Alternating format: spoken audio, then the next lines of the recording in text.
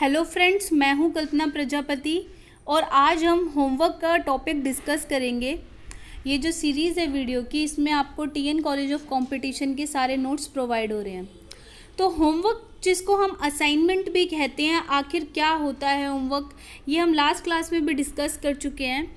तो होमवर्क में हम क्यों दिया जाता है, वो एक्सटेंशन ऑफ लर्निंग के लिए दिया जाता है। जो भी टीचर अपनी क्लासरूम में जो भी टीचिंग लर्निंग का प्रोसेस हुआ है, उस प्रोसेस को कि बच्चों को कितना समझ में आया, बच्चों ने उसमें क्या गेन किया, क्या उसके अंदर वो अपना रियल लाइफ में उस चीज़ को क्या कहते हैं, उसका इम्प्लीकेशन कर सकते हैं, रियल लाइफ से रिलेट कर सकते हैं, उसका यूज़ कर सकते हैं।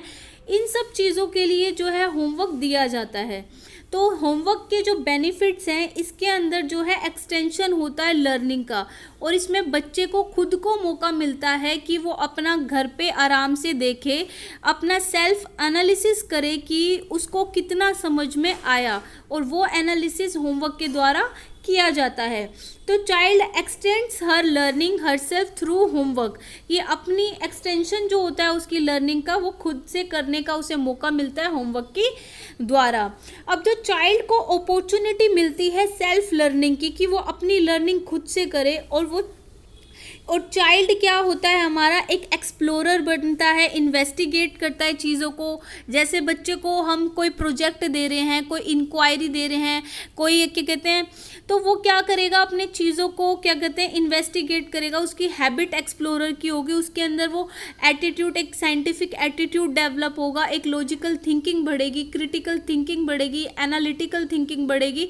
तो और बच्चे के अंदर एक इंडिपेंडेंट स्टडी करने की, सेल्फ स्टडी करने की हैबिट भी आगे बढ़ेगी, जो उसके लिए बहुत ज़्यादा ज़रूरी है। तो होमवर्क जो है, अब इसके अंदर हमें कुछ गाइडलाइंस है जो हमें ध्यान रखनी चाहिए होमवर्क देते टाइम पे। होमवर्क हमेशा असाइंड करना चाहिए चाइल्ड की एबिलिटी और उसकी कैपेबिलिटी के अकॉर्डिंग।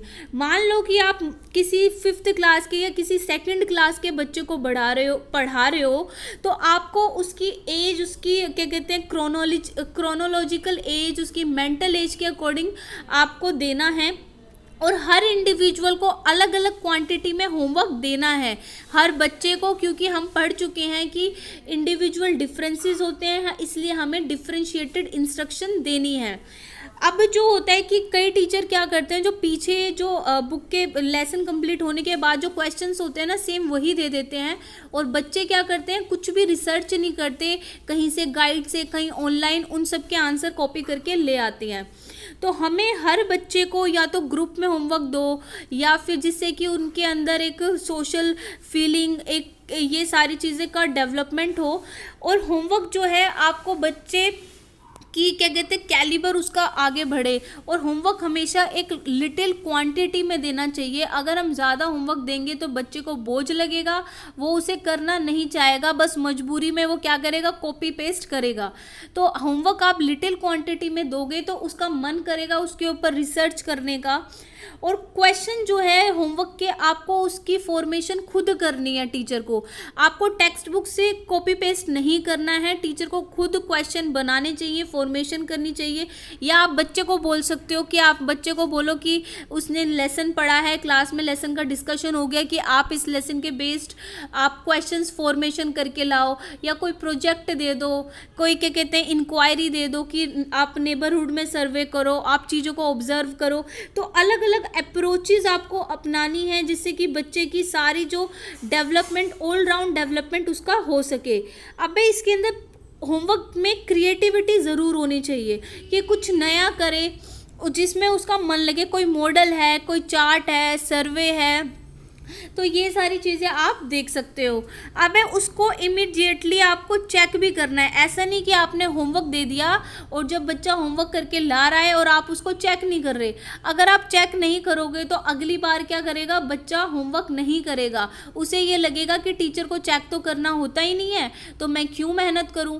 तो इसलिए आपने ये भी पढ़ा है कि कोई भी हम पढ़ चुके हैं साइकोलॉजी में, कि मोटिवेशन इंसान को जब भी रहती है अगर उसका रिजल्ट उसको हाथ मिल जाए एक स्पेसिफिक पीरियड ऑफ टाइम में। अगर होमवर्क को आप अच्छे से थोरोली टीचर जो है वो चेक करती है, तो बच्चे को एक मोटिवेशन मिलता है और उसे रहता है कि हाँ मुझे होमवर्क करके जाना है, टीचर मेरा होमवर्क चेक करेगी। अगर आप लिटिल क्वांटिटी में दोगे तो आप हर बच्चे का होमवर्क जो है नेक्स्ट डे चेक कर सकते हो। तो और होमवर्क में थोड़ा सा चैलेंज भी होना चाहिए, ऐसा नहीं बिल्कुल ही इजी क्वेश्चन दे दिए और वो कॉपी पेस्ट मार रहे हैं, ऐसा कुछ नहीं होना चाहिए। थोड़ा सा चैलेंज होना चाहिए उसके अंदर, जिससे कि वो अपने ब्रेन का अच्छे से यूज़ करे, आउट ऑफ द बॉक्स सोचे, क्रिएटिविटी लेके आए। और उन्हें बोल देना चाहिए कि आप सब एक जैसा नहीं करेंगे, आपको अपना खुद का अपनी सोच उसके अंदर डालनी है, अपनी इमेजिनेशन पावर, ये सारी चीज़ें आपको उसमें यूज़ करनी है। तो अब ये जो होमवर्क है, होमवर्क अब जो इसमें आता है, अब देखते हैं। अब दो तरह की बुक्स होती हैं, एक होती है हमारी टेक्स्ट बुक और एक होती है हमारी सप्लीमेंट्री बुक। जो टेक्स्ट बुक होती है वो होती है बुक ऑफ सिलेबस, जो हमें सिलेबस के लिए दी जाती है, जो हमारी जितनी भी, जैसे आप देखेंगे कि एनसीईआरटी की जो बुक्स हैं वो सारी टेक्स्ट बुक हैं, ठीक है। जो इन बुक्स में हम इंटेंसिव रीडिंग करते हैं और स्टडी करते हैं, और इसका जो ऑब्जेक्टिव ही ये होता है कि जो बच्चा है उसको इंटेंसिव स्टडी करे, मतलब उस चीज़ का अध्ययन करे, गहन अध्ययन करे, डीप स्ट्रक्चर जो है उसका वो अच्छे से समझे, और बच्चे को स्लोली धीरे धीरे हर कॉन्सेप्ट इसके अंदर अच्छे से समझाया जाता है, उसको क्या कहते हैं, एक्टिव पार्टिसिपेशन किया जाता है उसका। और जो अब और लेकिन जो सप्लीमेंट्री बुक्स क्या होती है, सप्लीमेंट्री बुक्स होती है, हम इनको लैंग्वेज में यूज़ करते हैं एक्सटेंसिव स्टडी के लिए, कि जो आपने जो पढ़ा है उसका आप कहाँ यूज़ कर सकते हो, और जो इसमें हम एक फ़्लो में हम इस पूरी बुक को पढ़ सकते हैं, सप्लीमेंट्री बुक को। और इसकी रीडिंग भी क्विक होती है क्योंकि इसकी लैंग्वेज बहुत इजी होती है, इसमें इंटरेस्ट बहुत ज़्यादा होता है, इंटरेस्टिंग होती है। जैसे कि आप में से बहुत लोग जो हैं नोवेल पढ़ते होंगे। अब नोवेल में जैसे हम एक फ़्लो में, चाहे कितनी ही क्या कहते हैं बड़ी बुक हो नोवेल की, कितने नंबर ऑफ पेजेस कितने भी हो, लेकिन हमें क्यूरियोसिटी रहती है कि आगे क्या होगा, आगे क्या होगा, तो हम पूरी नोवेल को हम एक बारी में पढ़ देते हैं, ठीक है, 1 या 2 टाइम्स में हम पूरी कंप्लीट कर देते हैं। तो सप्लीमेंट्री में बच्चे के एज के अकॉर्डिंग वैसे इंटरेस्टिंग स्टोरीज और ये सारी चीज़ें डाली जाती हैं।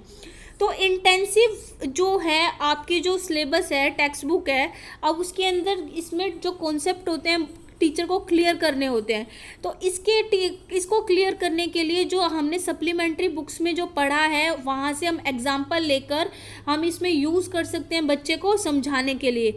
इंटेंसिव में हमें स्लो रीडिंग करानी होती है, और जो आंसर होते हैं टेक्स्ट बुक के वो हम सप्लीमेंट्री से एग्जांपल ले सकते हैं कि आपने सप्लीमेंट्री में कोई स्टोरी, कोई मोरल स्टोरी पढ़ी है, कुछ भी पढ़ा है, तो आप यहाँ पे उसका यूटिलाइजेशन कर सकते हो। और चाइल्ड जो है वो अप्लाई करता है अपनी नॉलेज को, इसके अंदर इम्प्लीकेशन करता है, उसका एग्जाम्पल्स जो हैं टेक्स्ट बुक के वो इसमें भी दे सकता है। अब टेक्स्ट बुक है जो 2 types of text book has 2 types. जो फीचर जो होते हैं टेक्स्ट बुक के वो 2 टाइप्स के होते हैं, एक तो होते हैं उसका इंटरनल फीचर और एक होता है उसका एक्सटर्नल फीचर। तो इंटरनल फीचर जो है टेक्स्ट बुक का ऐसा होना चाहिए जिसमें क्वालिटी का कंटेंट हो, ये नहीं कि आपको बस बुक को मोटी करने के लिए आप कुछ भी उसमें डाले जा रहे हो जिसका कंटेंट से कोई रिलेशन नहीं है, रिलेटिव नहीं है वो। तो आपको क्वालिटी लेके आनी है, उसके अंदर वेराइटीज़ लेके आनी चाहिए और हमेशा उसकी लैंग्वेज इजी होनी चाहिए। ये हमारा एक मिसकंसेप्शन है कि हम अगर हार्ड लैंग्वेज उसके अंदर डालेंगे, अगर ऐसी हार्ड वोकेबलरी डालेंगे तो वो टेक्स्ट बुक अच्छी होगी। नहीं, ऐसा नहीं है। हमें लैंग्वेज इजी रखनी है, बच्चे की उम्र के अकॉर्डिंग हमें वोकैब का उसमें यूज़ करना है जिससे बच्चा उसमें इंटरेस्ट ले पढ़ने में। और इनफ इलस्ट्रेशंस होनी चाहिए, इलस्ट्रेशंस हमें बहुत ज़्यादा देनी चाहिए। अब इलस्ट्रेशंस क्या होते हैं? इलस्ट्रेशन क्या है? जिसके अंदर एग्जाम्पल आ गए, कोई भी स्टोरी आ गई, ठीक है, कि कोई मॉडल प्रोजेक्ट, जितनी भी सारी चीज़ें हैं उन सबको जो है हम इलस्ट्रेशंस कहते हैं, ठीक है। तो अब एक्सटर्नल फीचर क्या होना चाहिए बुक का? एक्सटर्नल होना चाहिए कि उसका कवर जो है वो अच्छा होना चाहिए, उसकी प्रिंटिंग अच्छी क्लियर क्लियरिटी होनी चाहिए, क्वालिटी होनी चाहिए, उसकी शेप अच्छी होनी चाहिए, ऐसा नहीं कि बहुत हैवी हो, हैवी भी नहीं होनी चाहिए। तो हमें उसकी क्वालिटी का ध्यान भी अच्छे से देना है।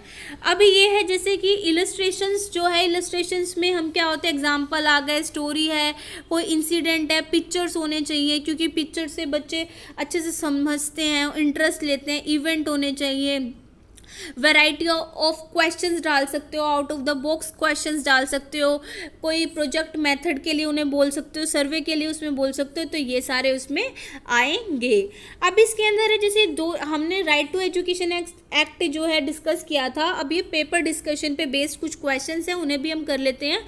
तो आरटीई एक्ट जब हमने लास्ट क्लास में पढ़ा था तो उसके अंदर जैसे हैंडीकैप्ड के बारे में क्या होगा, तो वैसे जो फ्री और कंपलसरी एजुकेशन है आरटीई एक्ट 2009 में 6 से 14 साल के बच्चों के लिए है। लेकिन अगर चाइल्ड जो है हमारा स्पेशल बच्चा है, हैंडीकैप्ड है, तो हैंडीकैप्ड वर्ड वैसे हम यूज़ नहीं करते, स्पेशल चाइल्ड यूज़ करते हैं। तो हम क्या करेंगे, 6 से 18 साल उनके लिए फ्री और कंपलसरी एजुकेशन होगी अगर बच्चा स्पेशल है, स्पेशल चाइल्ड है तो, ठीक है।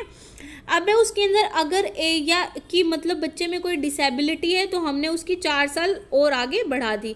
अगर if a school is not अगर कोई भी स्कूल जो है आरटीई एक्ट को अडोप्ट नहीं कर रहा, उसके जो रूल्स रेगुलेशन को इम्प्लीमेंट नहीं कर रहा, तो गवर्नमेंट ने कितने 3 साल का टाइम दिया था, अगर 3 साल में आप नहीं करोगे तो उस स्कूल का लाइसेंस कैंसिल हो जाएगा। तो 1 अप्रैल जो है 2013 इसकी लास्ट मोहलत थी, क्योंकि हमारा इम्प्लीमेंट ये हुआ था 1 अप्रैल 2010 को इम्प्लीमेंट हुआ था, तो 3 साल 2013 में कंप्लीट होते हैं।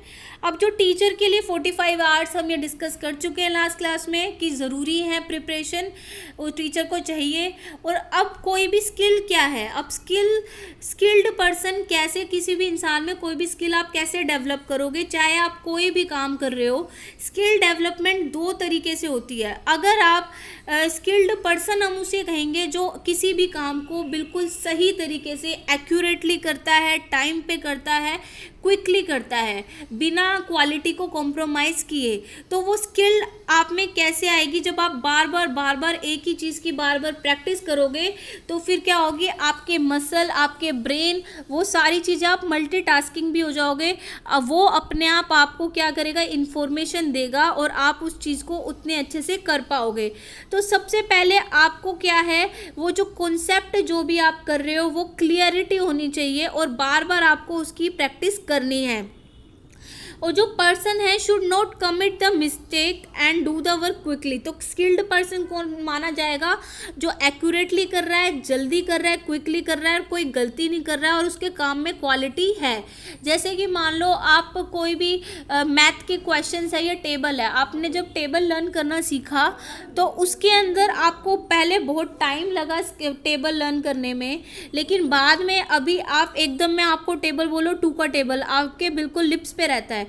तो वो क्या हुआ, बार बार हमने प्रैक्टिस करी है और क्विकली और एक्यूरेटली हम सारी चीज़ें कर सकते हैं। खाना बनाना है, कुछ भी चीज़ है, तो ये सारी आती हैं। तो अब कई बच्चों को वैसे कन्फ्यूज़न है कि एजुकेशन क्या है। तो एजुकेशन जो है वो टीचिंग, तो इसके अंदर जो भी चीज़ें होती हैं कि जो टीचिंग एप्टीट्यूड होता है हम उसे ही एजुकेशन कहते हैं। अब इसके अंदर अब हमारा जो दूसरा टॉपिक है ये है क्लास मैनेजमेंट स्टाइल। क्लासरूम की मैनेजमेंट स्टाइल्स कैसी होनी चाहिए ये हम नेक्स्ट वीडियो में डिस्कस करते हैं। तो ये एंड ऑफ द वीडियो है। आप वीडियो को शेयर कीजिए और अपने फ्रेंड्स के साथ शेयर कीजिए और चैनल को सब्सक्राइब करना ना भूलें।